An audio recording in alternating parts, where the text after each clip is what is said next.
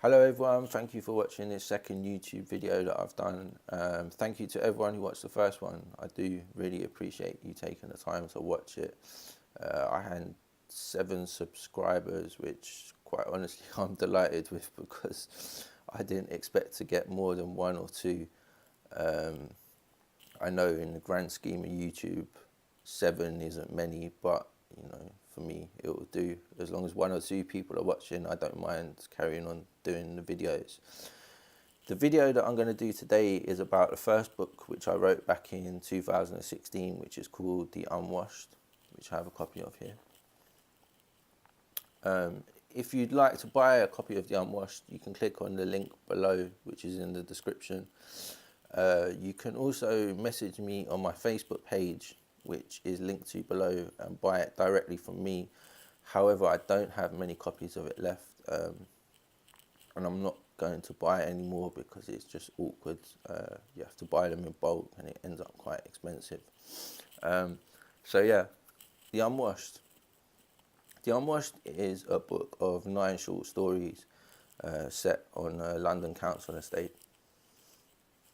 Each of the 9 short stories focuses on an individual. Each of these individuals are people who are in some way socially disadvantaged, or they struggle with life in general, or they're looked down upon by society. Each of the stories are written from my own life experiences or from people who I have known. The reason I wrote the book was to try and give people a different perspective on these people's lives.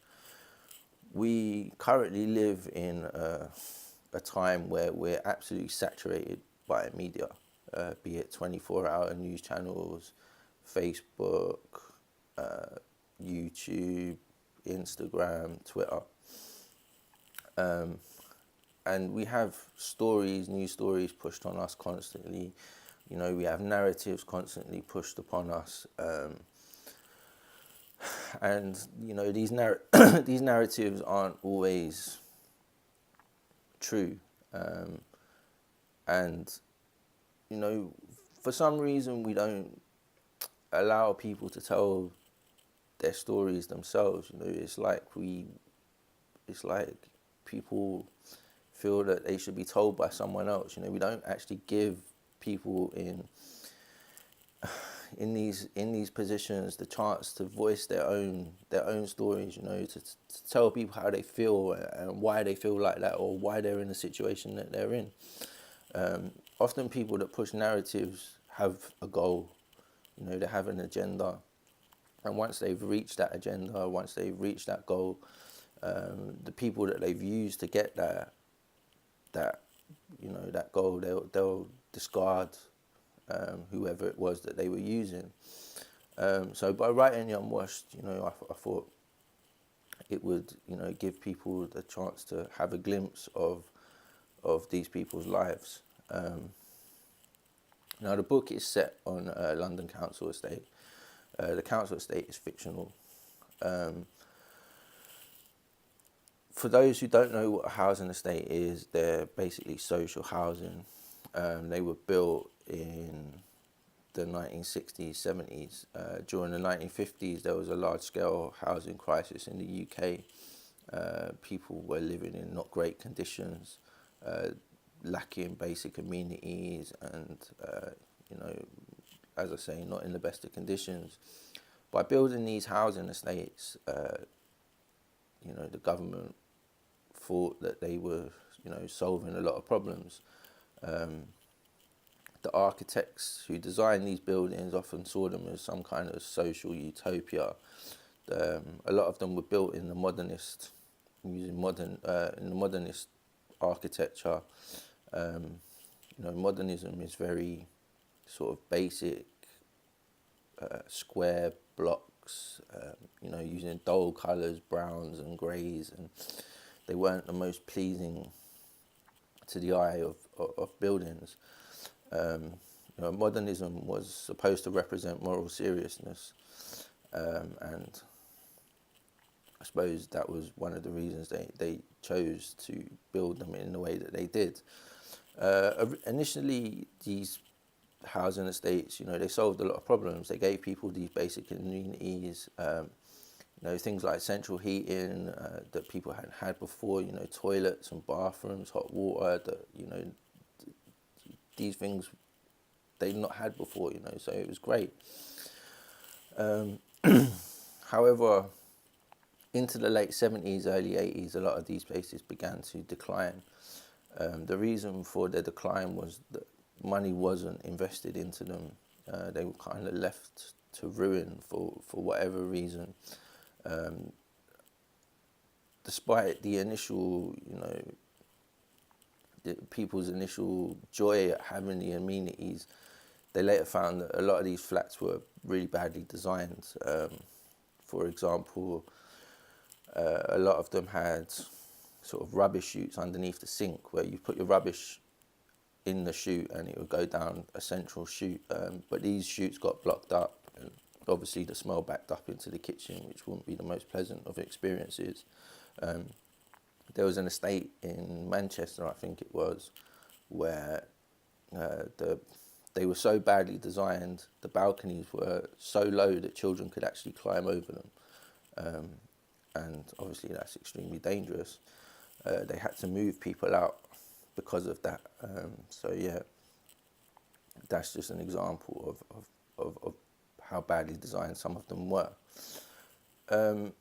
So through the 70s and 80s, they declined because a lot of them were like mazes. It was easy for criminals to escape the police on them, and the residents of housing estates tend to be predominantly working class, which is why I chose it as the setting, as I did. I grew up on one myself, so I know what it's like. Now, this probably gives a negative perception. However, despite the problems, there was also a great sense of community. People had to band together to fight problems. As I said, the money wasn't invested, so people were basically being ignored. Their problems were being ignored, and it created a sense of community that you probably wouldn't get elsewhere. So yeah, the Unwashed is based on a council estate because it's where you will find predominantly working class people and those who are socially disadvantaged. Now, I know not every council estate is some terrible den of iniquity. I'm well aware of that. However, I thought it would be the best setting for it. One of the stories that I wrote is about an alcoholic who is struggling to give up drinking. Each day he wakes up, he tells himself it's the last time he's going to have a drink, and basically he fails. The story tells the day of when he actually does it, and it gives a perspective of alcoholism or addiction, through his eyes, through his own, from the perspective of a person who's actually going through it. We often take our first view of a person or people, and that holds sway over our entire view of them. For example, if you see a person walking down the street and they're frowning, you think that person is miserable. Now, this is the first time you've seen that person, and you'll never see them again. In your mind, you've just passed a miserable person. What you didn't see was 2 minutes earlier they were smiling, 2 minutes later they're smiling. In fact, they usually smile all the time, but you don't know that. It's the same when you see someone, as in this story that I wrote about the alcoholic. You see an alcoholic on the bench drinking his can of special brew or white cider or whatever, and you immediately think, this guy, he's fucked up his life. He's not of much use to society. Why doesn't he do something to try and sort his life out? By writing this particular story, I wanted to, to show people that a lot of addicts do want to sort their life out. Now, addicts choose to do what they do I know this. I was an addict myself. You choose to drink, you choose to take drugs, you choose to do whatever you do. However, there's always underlying reasons as to why people do what they want to do, what they do. And behind that picture of the alcoholic sitting on the bench, there's a story. There's a guy there that has been through things, and his story is one that should be told, because by telling it, we better understand people. We better understand people that are going through addiction. And it's not just exclusive to addiction either, mental health issues and things like depression. I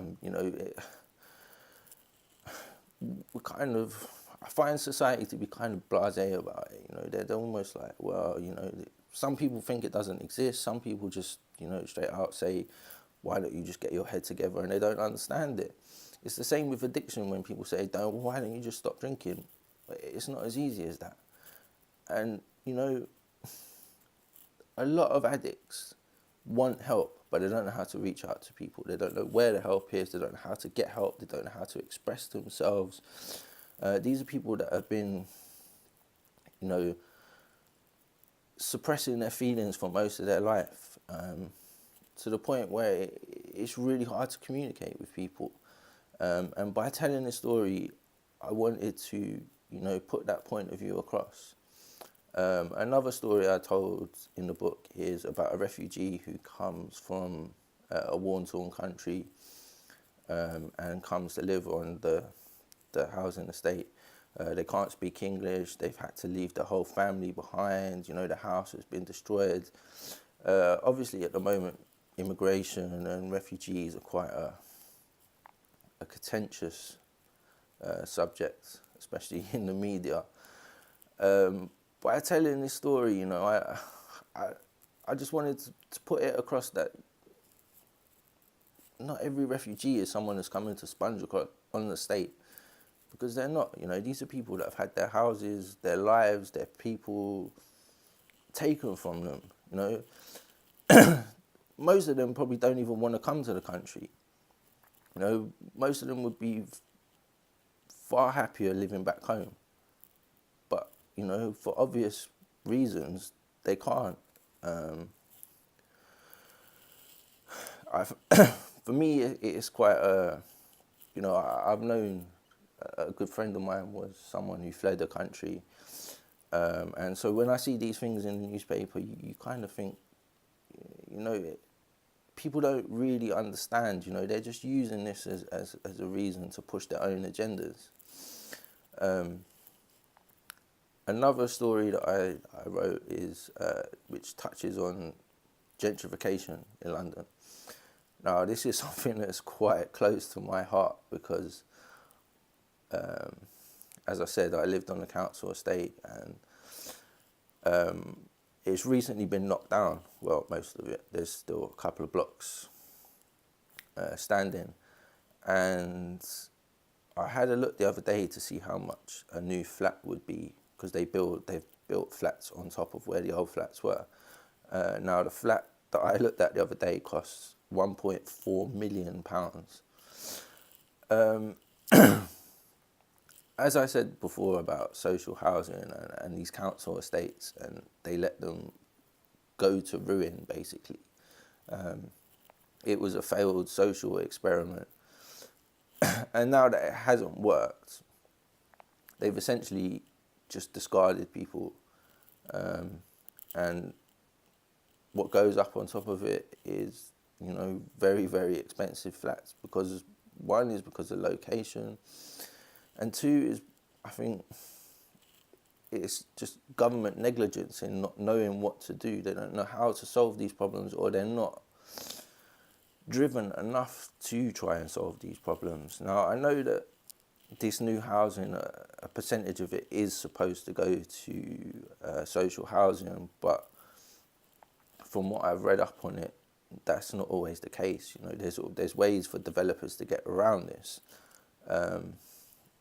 From what I see, if they're selling £1.4 million flats, they're not going to be putting the people that used to live on that estate back in them kind of houses. And in the cases they are, to me, it just feels like another social engineering project.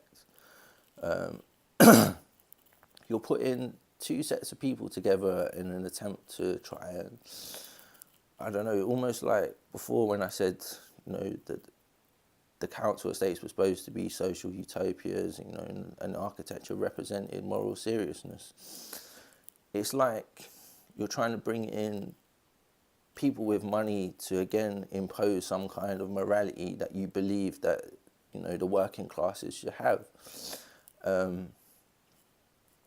Now you're talking about people that are already disaffected. The first experiment you did on them failed, so you've thrown them away. Now you're trying to impose another style of life on them that that they have no connection to at all. London is changing massively, and this is probably happening across the world and across the UK in general. In my opinion, London is becoming extremely sterile, and before you'd have different areas, and each different area would have its own personality and its own character. Whereas when I go to London now, it feels much the sameness. Each area just seems to be the same. You've got the same shops on every high street. Like you think about pubs. Now about 20, 30 years ago, you go to pubs and they were local places where people went, the community went to mix and to just to be together. And all these pubs had character. When you go to London now, you go to the pub and they're identical. They're these soulless sort of Weatherspoons kind of places. And they don't inspire the same kind of togetherness that the old pubs used to, because back in the day everyone knew each other. No, I'm not a person who's against change. I'm not at all. I don't look back and say, everything should be like this or like that. However, I do think that these recent changes really are sort of diluting London into some kind of soulless place that it didn't used to be. The working class are, the soul of London. You go to any museums, you go to the Museum of London and you look, and it's the working classes that have, built the place up. They gave it the character. You look at people from the East End and who worked in the docks and that. And it just feels like the soul has been ripped out of it. You're creating just all these mini little towns across London that are all exactly the same. And I think it's quite sad. And as I say, you're pushing away people because they can't relate to it. It's not, as I said, they're people are already disaffected. Now you're enforcing change on them. With gentrification, along comes people being pushed out. You've got local stores or local shops that have been there for years. They can't compete with all these big shops. You've got all these coffee shops, Starbucks and Costa Coffee on every corner. Man that runs the local cafe, he can't compete with that. So these people that were already kind of disaffected, you're just pushing them away again. And by doing that, and one of my biggest fears as well is that the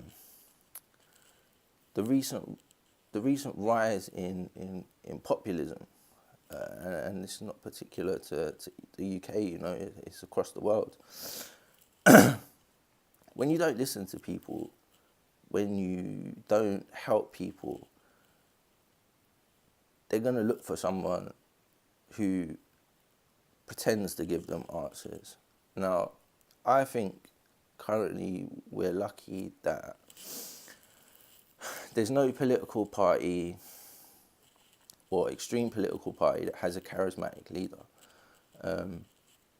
I'm of the belief that in the way that society is going, the way that society is so divided, that there's such a gap between the wealthy and the poor, that were a charismatic leader to come along and offer people answers, they could quite easily be elected into power. You know, my problem with gentrification is that you're not solving problems. You're just building over them. You're making them go away. You're dispersing people. Now, these people don't actually go away, you know. These people still have a vote, and, you know, eventually they will find their voice.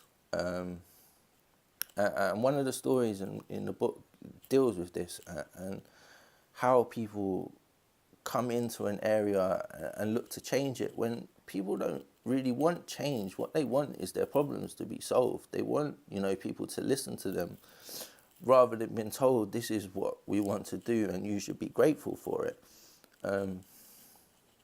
Why would you be grateful for someone coming in and telling you this is how you're supposed to live your life? You won't be. What you would be grateful for is someone saying, okay, we want to listen to you. What do you think should happen? How should we go about this? So yeah, that is something that's quite close to my heart. There's a few other stories in the book which I won't go into now because the video has already gone on quite long. As I said, the Unwashed is basically just trying to give people a voice, you know, people that have not heard, people that struggle to get across their opinions and their feelings in a world where, you know, they are basically ignored. So yeah, as I said, you can buy it in the link below if you're interested in buying it. Again, you can message me on Facebook or whatever. Don't forget to subscribe or like or comment on it, whatever you want. I'm going to do another video maybe next week. At the moment, there's a lot of football on, which means that I'm watching an awful lot of football and I'm trying to work around it as well, which means I don't really have time to be doing this. And I will say this video took me about 35 takes to make. I do it all in one go, and I think I started today like 12 o'clock and it's now 6:15. So yeah, I'm not particularly good at making these videos, although I do quite enjoy it. So yeah, anyway, I hope you all enjoyed it, and thank you for listening.